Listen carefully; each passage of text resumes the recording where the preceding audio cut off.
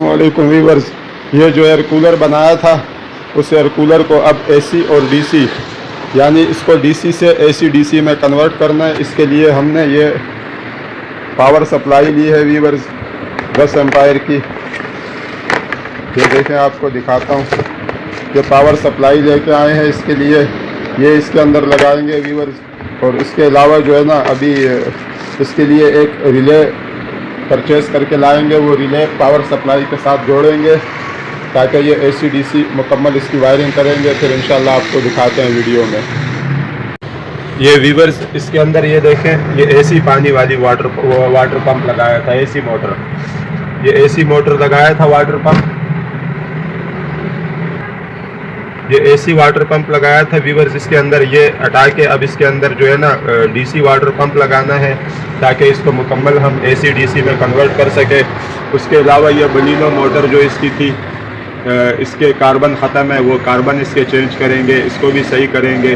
उसके अलावा ये देखें, ये इसकी वायरिंग की थी हमने, तो ये आपको पहले वीडियो में इसके वीडियोस के जो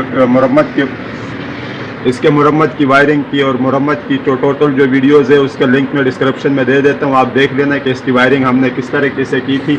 अब इसकी वायरिंग हम मुकम्मल सेट करेंगे, इसको एसी डीसी में कन्वर्ट करेंगे। उसके बाद इंशाल्लाह आपको एयर कूलर का वाटर पंप है डीसी, इसे अब हम चेक करेंगे कि ये सही है या ख़राब है। ये बैटरी की 2 वायर पॉजिटिव और नेगेटिव, हम वहाँ से बैटरी इसके अडाप्टर लगा दिया। ये देखें, ये रिले लगा दिया है। ज़रा करीब करके आपको सही से दिखाता हूँ।